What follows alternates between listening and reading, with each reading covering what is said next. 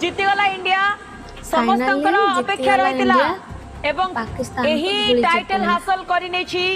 Bharat Bharat Asia cup 2025 रो champion एवं अर्धशतक मारी आज तिलक वर्मा एवं तांको आज गोटे बहुत सुंदर चांस मिलता चांस रो से पूरा पूरी फायदा उठाई एवं तिलक मध्य आज हाफ सेंचुरी करिसेंती एवं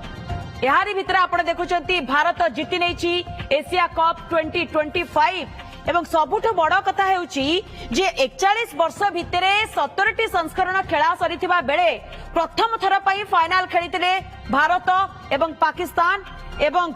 यूएई रे जदि आमे कहिबा